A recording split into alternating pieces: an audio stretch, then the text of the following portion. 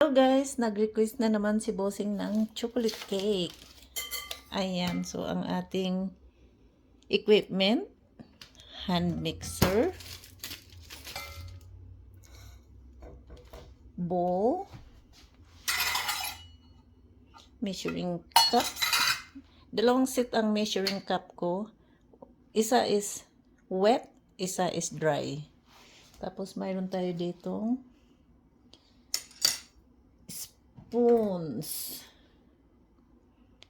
Ating mga ingredients ay ito gagamit ako ng kape, espresso. Gagamit din ako ng buttermilk,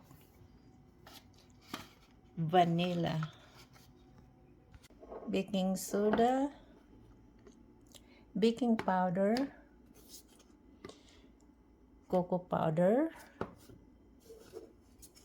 dalawang itlog, asin, pink ang gamit ko guys, all-purpose flour, vegetable oil. So ayan ang ating mga kailangan.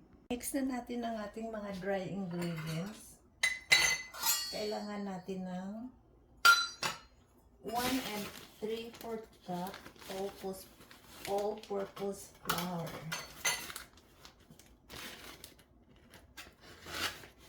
Balay natin sa ating sifter, ganyan.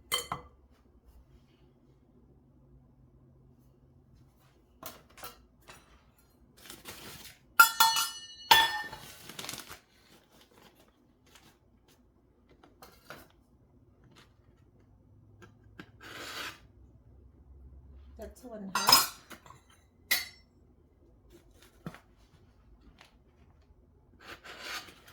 Yeah. Sift lang natin siya.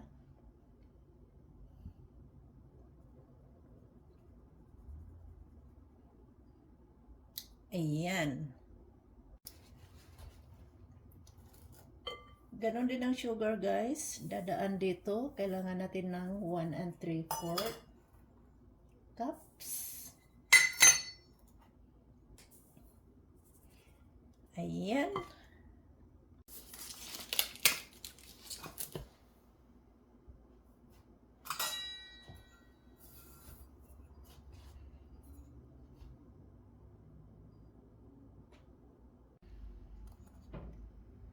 Add the cocoa powder.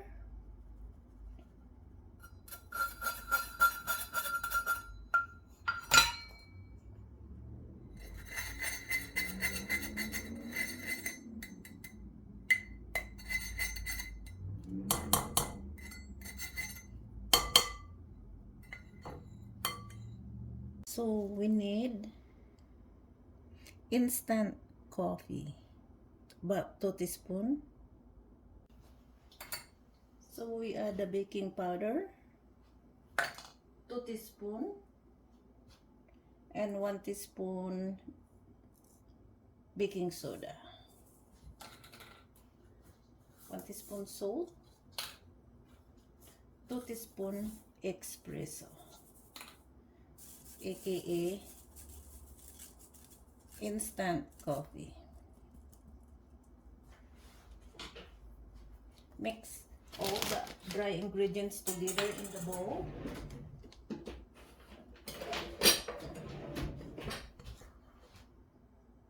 So there you go, my chocolate mix.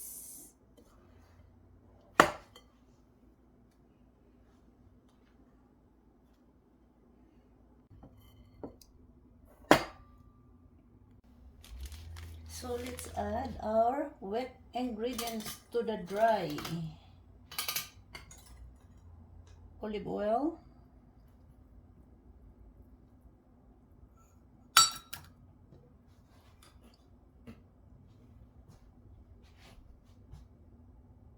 egg, one at a time,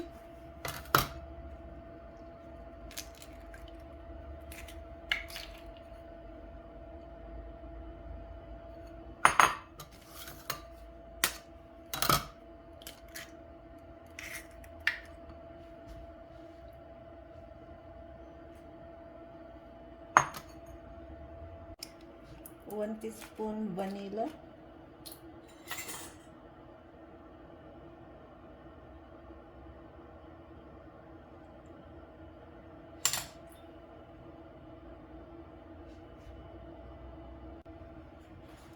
Buttermilk.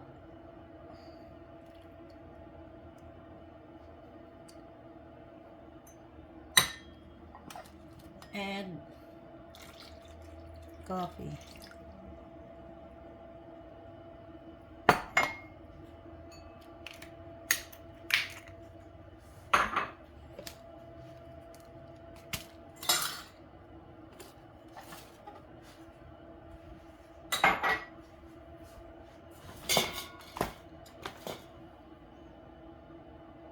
I like to put saran wrap on top of my bowl so when I mix it, they won't splash dust all over it. Like that.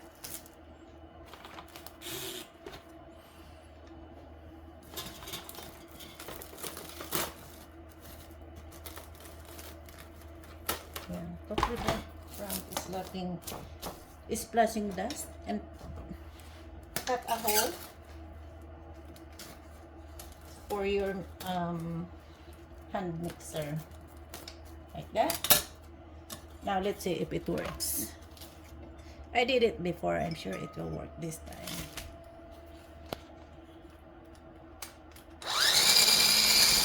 Yeah, it works.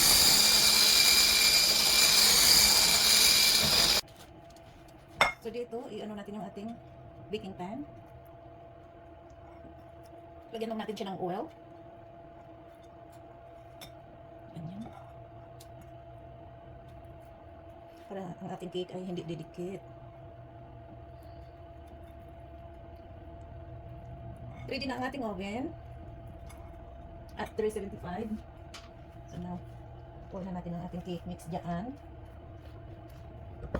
Tingnan natin kung manotice ni Busing. Ibang recipe ito. Hindi ko ginamit yung recipe niya. This is my recipe. Maraming cake recipe, guys.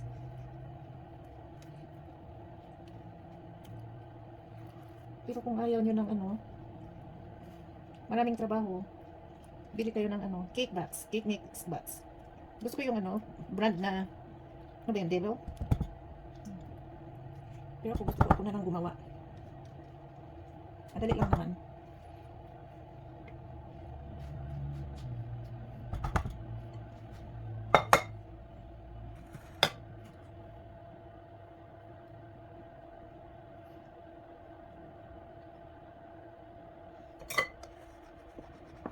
So ayan, ready for baking.